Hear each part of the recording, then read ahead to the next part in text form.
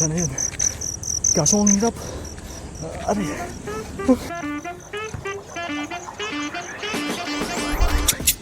So hi, it's your Neil and this is the day 3 of trying to achieve 10 kilometers sub 1.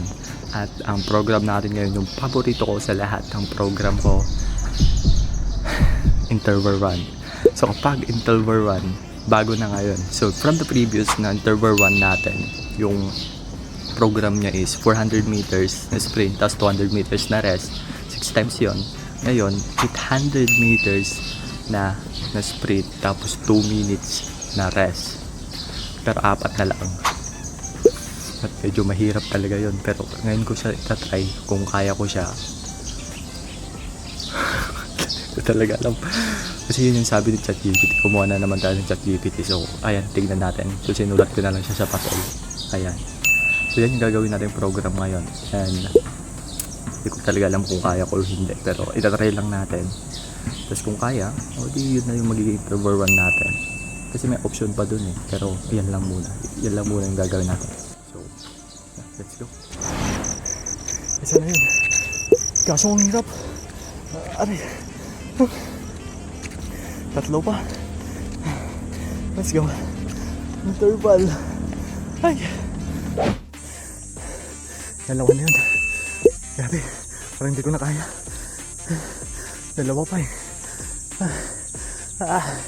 There you go. Tatlo na yun. Isa na lang. Hirap. So yan. Tapos na tayo. Ang hirap. Pero okay lang naman. Pinilit na lang. At sobrang bagal na. 10 minutes cool down na lang. Let's go. So we're gone. And ang ganda.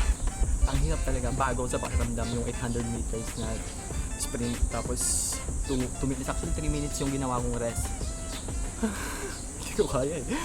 Parang kailangan ko ng time para magpahinga. Pero kapag nasanay na yung katawan ko, kaya naman yun. And admittedly, doon sa parang pinakauna, binabagalan ko lang talaga. Bago doon sa pinakalas na 400 meters, nung ko medyo binibilisan na.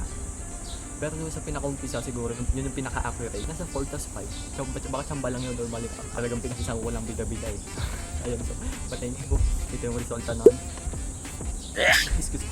Kasali na kasi dyan yung 3 minutes na pagpapahinga yung naglakad lang ako. Ayun lang. Ano pa ba? Ayun lang. So, it's your Neil. Reminding you, Memento Mori. Ito yung dahilan kung bakit ko ginagawa itong bagay na to. At sana kayo din. Gawin niyo yung mga bagay na kabubuti nyo nang walang sinasaktan at hinapakan na tao. So, yun lang. So, let's. Masaya. Let's go.